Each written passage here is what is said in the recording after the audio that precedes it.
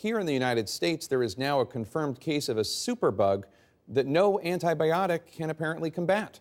A Pennsylvania woman has developed an infection that officials call, quote, a nightmare bacteria. CDC Director Dr. Tom Frieden sounded the alarm today, saying that this antibiotic-resistant strain could be, quote, the end of the road for antibiotics. Let's bring in CNN Chief Medical Correspondent Dr. Sanjay Gupta. Sanjay, do we know how this woman became infected, and what do we know about this so-called nightmare bacteria?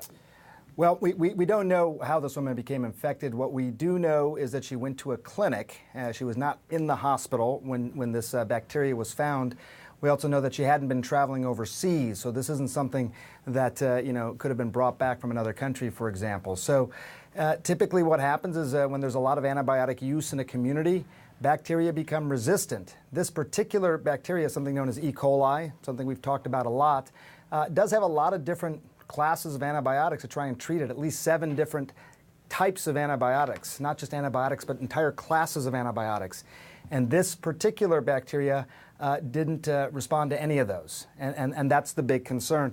I will tell you, Jake, people have been anticipating something like this happening for some time, and we don't know that for her, her immune system may still fight off this bacteria, but I think it's a little bit of a indication of what might be to come, more of these types of bacteria. And what does it take to theoretically develop a new antibiotic that might be able to fight this new strain?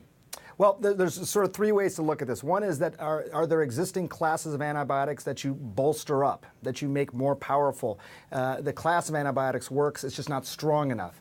The second thing is that is there something that's an entirely new class of antibiotic, a new synthesized class of antibiotic? You look at this bacteria, figure out how to synthesize an antibiotic to try and treat it.